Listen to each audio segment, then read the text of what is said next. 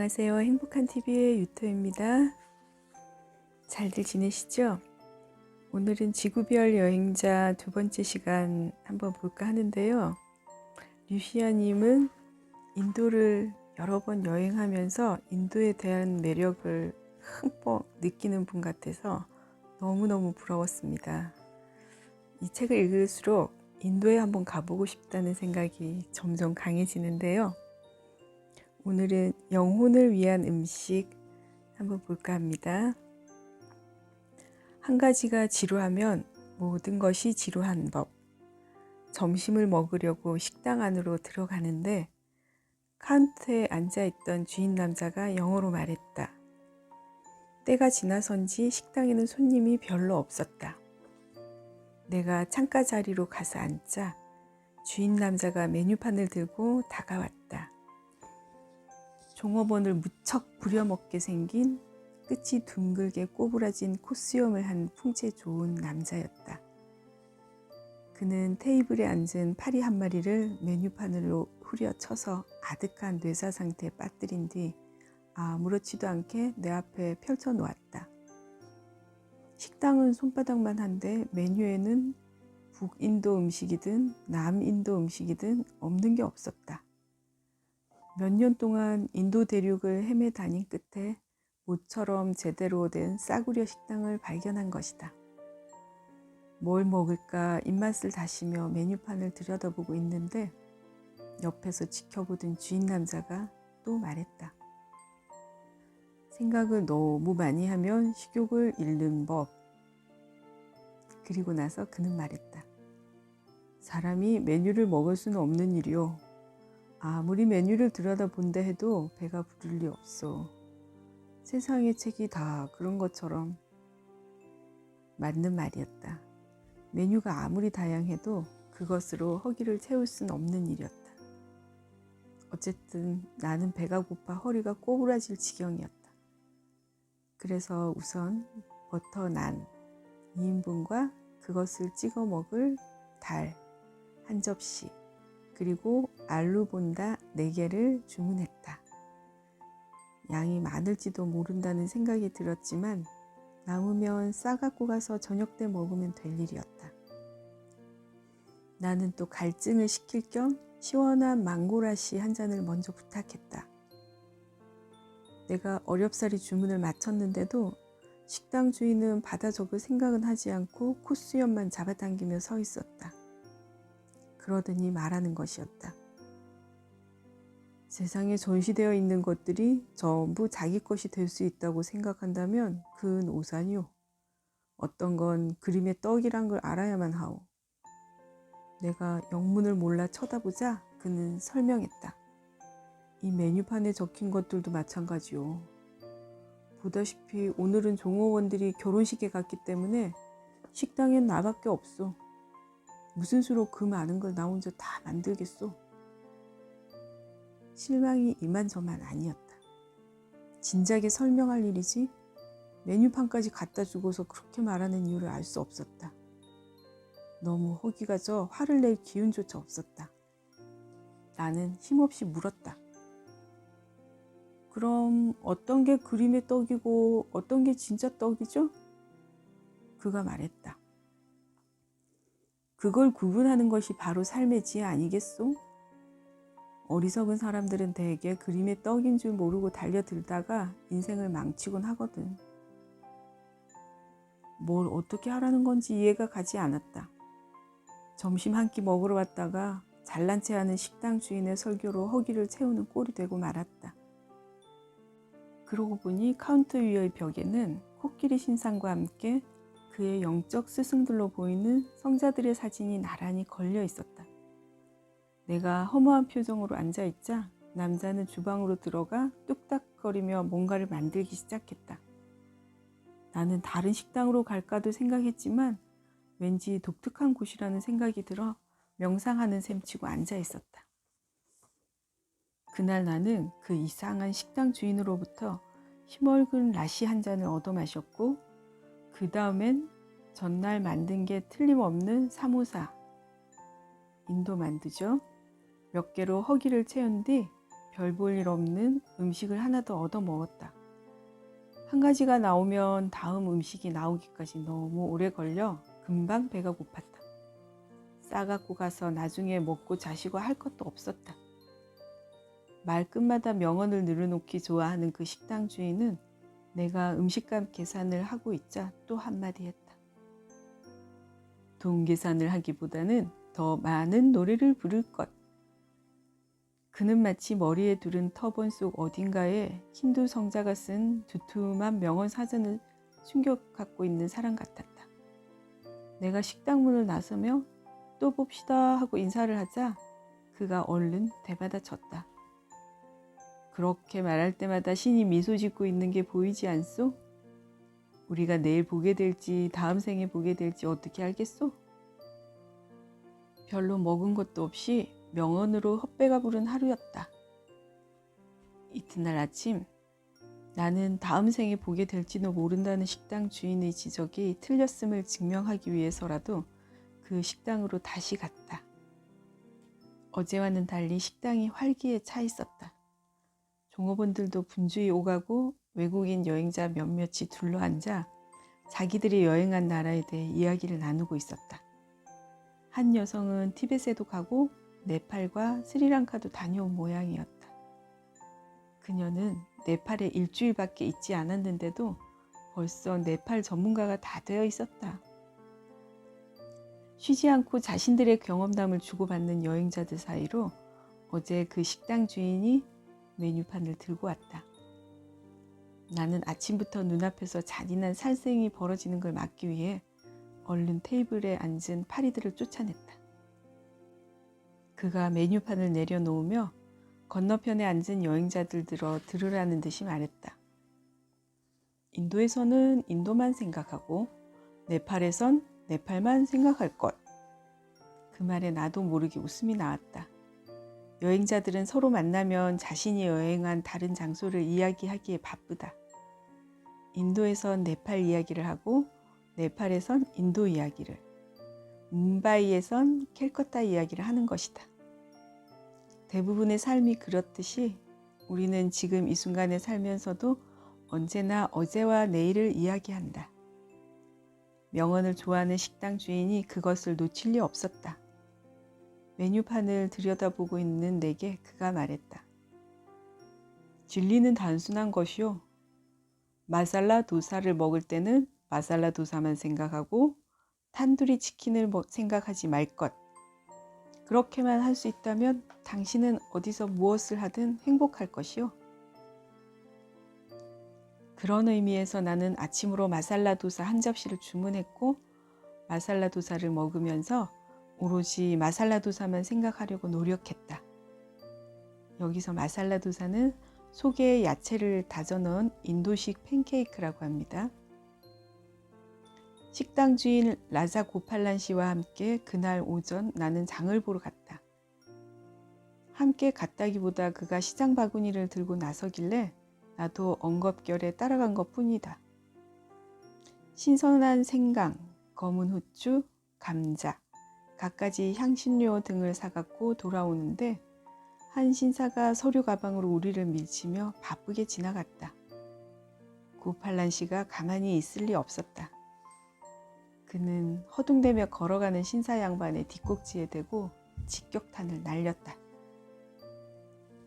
할 일을 다 마치면 죽을 것이라는 점성술사의 예언 때문에 끝없이 일을 하는 사람이 저기 가고 있군.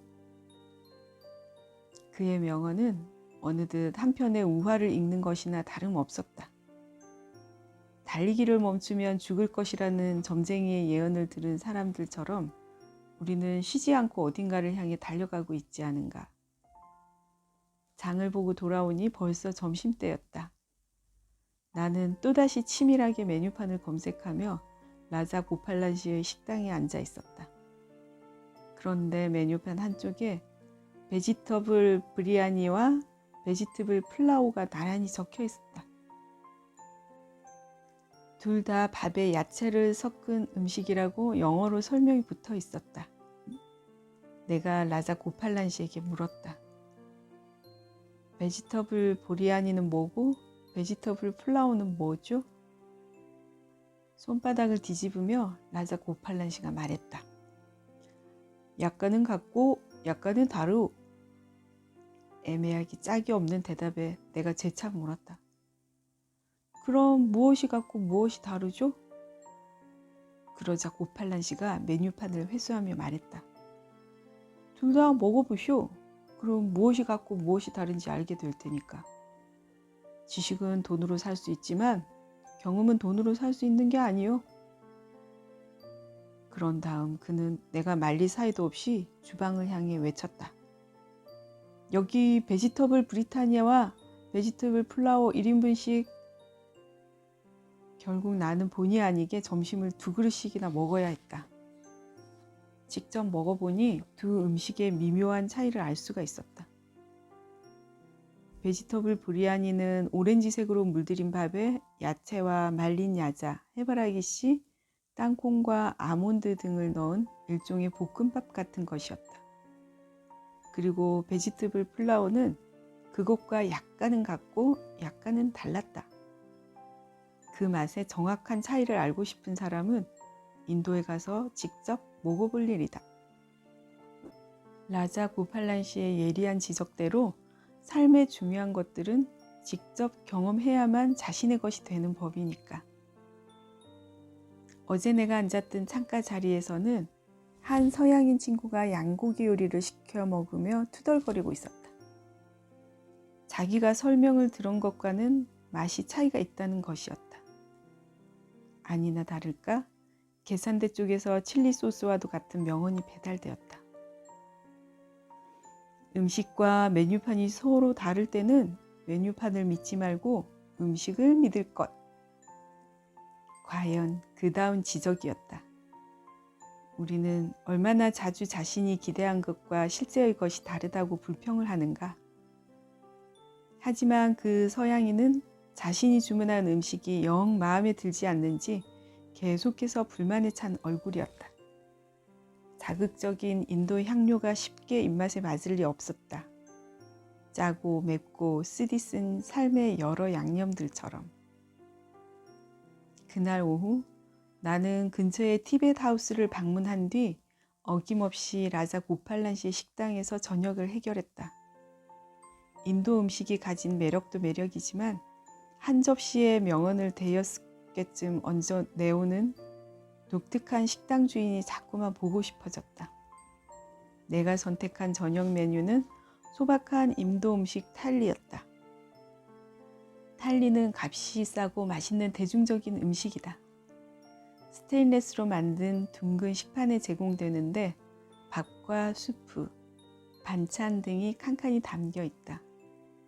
라자 고팔란 씨의 주방에서 내오는 채식주의자를 위한 탈리는 그의 지혜로운 명언들 못지않게 신선하고 맛이 있었다. 다만 수프에 소금이 너무 들어가 약간 짠 것이 흠이었다.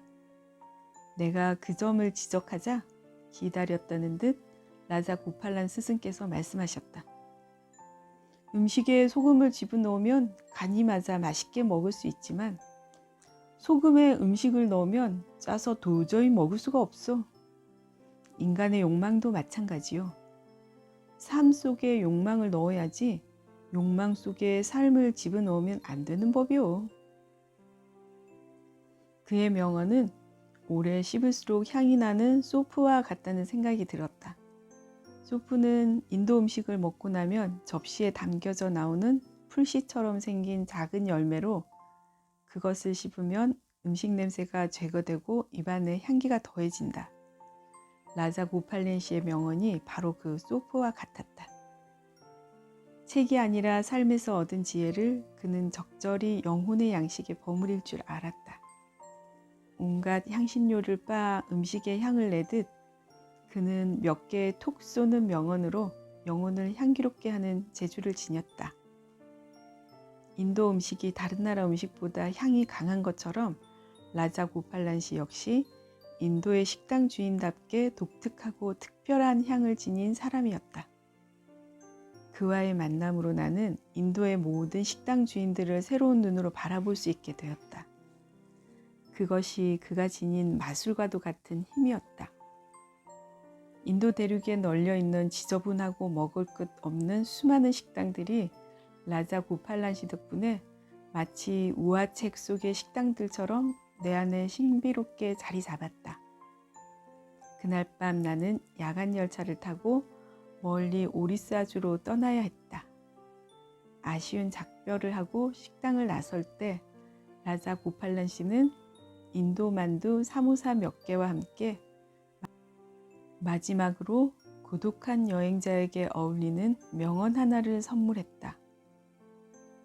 어디로 가든 당신은 그곳에 있을 것이다. 작가 수업. 처음으로 인도를 여행할 때 나는 끈달린 볼펜을 목에 걸고 다녔다. 눈에 보이는 풍경들과 머릿속에 떠오르는 느낌들을 하나라도 더 적어두기 위해서였다. 버스 지붕에 앉아 시골 마을을 여행하거나 시장통에서 한 무리의 성자들과 차파티를 나눠 먹으면서도 일몰의 황혼 속에서 낙타를 타고 사막을 건너면서도 나는 글감이 될 만한 것들을 열심히 수첩에 기록해 나갔다. 어느 날이었다. 남인도행 카르나타카 특급 열차 안에서 한 힌두 노인이 내게 물었다. 실례지만 그것이 무엇이오? 영문을 몰라 쳐다보니 그의 구부러진 손가락이 내 목에 걸린 볼펜을 가리키고 있었다. 글을 배운 적이 없는 시골 노인임에 분명했다. 나는 친절하게 볼펜 뚜껑을 열어 보이며 설명했다. 이건 글을 쓰는 볼펜이에요. 그러자 그는 이해가 안 간다는 듯 고개를 갸우뚱거리며 묻는 것이었다. 왜 사람이 볼펜을 목에 걸고 다니는 거요? 노인의 순진함에 나도 모르게 미소가 떠올랐다.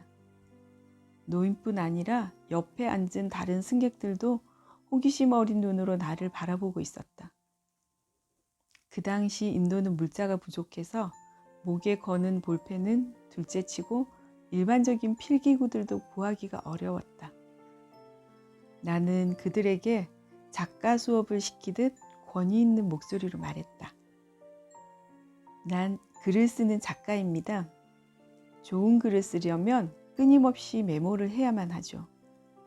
그렇지 않으면 아무리 좋은 영감이 떠오른다 해도 금방 잊어버리기 마련이니까요. 특히 이런 여행을 할 때는 훗날의 기록을 위해 많은 것들을 적어놔야만 합니다. 나는 내가 한 말을 강조하기 위해 우도 주머니에서 스프링 달린 수첩을 꺼내 보였다. 내가 언제나 볼펜을 목에 걸고 다니는 것도 그 때문입니다. 훌륭한 작가가 되기 위해선 이렇게 늘 메모하는 습관을 가져야만 하죠. 나 스스로 생각해도 군더더기 없는 설명이었다. 기차는 어느덧 북인도 대륙을 지나 현모암 지대인 데칸 고원을 통과하고 있었다. 고원 지대에서 흔히 볼 수 있는 메사, 봉우리가 평평하고 네모난 산. 메사들이 대형 스크린처럼 차창 밖으로 하나둘 지나가고 있었다. 비탈진 언덕에서는 원색의 사리를 입은 여인이 검은 염소들에게 돌팔매질을 하고 낡은 시골버스가 형형색색의 인도인들을 가득 싣고 뒤뚱거리며 달려가고 있었다. 이 모든 풍경들이 다 빠짐없이 수첩에 적어둬야만 할 것들이었다. 그때였다. 그 힌두 노인이 고개를 저으며 내게 말했다. 난 작가가 아니오만 방금 당신이 한 그 말엔 동의할 수가 없소. 내가 노인을 쳐다보자 그는 꼬챙이처럼 마른 몸을 세우고서 말했다. 당신이 만일 진정한 작가라면 자신이 경험한 것만을 글로 써야 할 것이오. 나는 그렇다고 고개를 끄덕였다. 그러자 그가 말했다. 당신 자신이 진정으로 경험한 것이라면 결코 잊어버리지 않을 것이오. 그것들은 굳이 종이 위에 적어 놓을 필요가 없어. 왜냐하면 그것들은 당신의 가슴 속에 새겨지기 때문이요. 그렇지 않소? 나는 또다시 고개를 끄덕일 수밖에 없었다. 노인이 재차 말했다. 당신이 진정한 작가라면 종이 위에 적은 메모들이 아니라 당신의 가슴에 새겨진 자신의 경험들을 갖고 글을 써야만 할 것이요. 듣고 보니 너무도 멋진 말이었다. 나는 잊어버리기 전에 얼른 그 말들을 수첩에 적어놔야겠다고 생각했다. 내가 다시 수첩을 꺼내 들려는 찰나 노인이 말했다. 당신의 영혼 깊이 새겨진 진실한 경험이 아니라면 그것은 글로 쓸 가치도 없어. 머릿속에 한순간 스쳐 지나가고 마는, 그래서 금방 잊어버릴 수도 있는 것들을 갖고 글을 쓴다면 그것이 어찌 다른 사람들을 감동시킬 수 있겠소? 세상의 왕들을 다 싣고 다니는 양 기적 소리도 요란한 남인도행 카르나타카 특급 열차. 목적지까지는 무려 45시간이나 걸리는 긴 여정이었다. 도중에 연착할 것까지 계산하면 60시간이 넘게 걸릴지도 모르는 일이었다. 때마침 인도 달력으로 새해가 나흘 앞으로 다가왔기 때문에 이등칸 열차는 그야말로 인산인해였다. 고전 영화에나 등장함직한 양철 트렁크를 몇 개씩 이고 탄 남자도, 코스염 기른 아저씨도, 난데없이 코브라 지팡이로 사람들을 찌르며 나타난 누깃더기 성자도, 와이셔츠 단추가 떨어져 옷핀으로 붙들어맨 시청의 화급 관리도, 그리고 우리의 대화를 열심히 통역해주고 있는 앞좌석 청년도 묵묵히 노인의 말에 귀를 기울이고 있었다. 노인은 결론을 내리듯 커다란 눈으로 나를 바라보며 말했다. 당신이 쓰는 글을 다른 사람이 읽기 전에 맨 먼저 읽는 이가 있다는 걸 잊지 마시오. 그 이는 다름 아닌 신이요. 왜냐하면 당신이 쓰는 글은 당신의 영혼에 맨 먼저 새겨질 것이고 신은 언제나 당신 영혼 속에 새겨진 것들을 읽고 있기 때문이요. 나는 부끄러움에 슬며시 볼펜을 벗어 주머니 속에 집어넣었다. 내 글을 신이 읽으리라는 것은 그때까지 한 번도 생각해보지 못한 일이었다. 노인은 지금 내게 말하고 있었다. 내가 쓰는 글들은 종이 위에 씌어지기 전에 내 영혼에 먼저 기록될 것이라고. 따라서 신이 그 영혼의 기록을 읽을 것이라고. 어려서부터 나는 작가가 되는 것이 꿈이었으며 작가가 되기 위해선 많은 책을 읽고 많은 메모를 하라고 배워왔다. 그런데 지금 이 문맹의 노인이 내게 그보다는 먼저 가슴에 남는 진정한 경험을 하라고, 그래서 그 경험들을 글로 쓰라고 충고하고 있다. 인도 여행 자체가 내게는 하나의 작가 수업이었다. 누군가 지적했듯이 나는 인도로 갔지만 사실은 인도를 향해 떠난 것이 아니라 나의 이상향을 찾아 떠난 것인지도 모른다. 내 혀에 맞는 음식, 내 코에 맞는 냄새, 내 귀에 어울리는 소리, 그리고 무엇보다 영혼을 울리는 대화들. 그런 것들을 나는 찾고자 했을 것이다. 10년 전 카르나타카 특급 열차 안에서의 그 작가 수업은 내 작품의 방향과 글쓰기 자체를 근본적으로 바꿔놓았다. 그리고 그것은 굳이 수첩에 적어 놓을 필요가 없는 훌륭한 가르침이었다. 내 영혼 깊이 새겨져 아무리 세월이 흘러도 지워지지 않았기 때문이다. 오늘은 여기까지 하겠습니다. 감사합니다.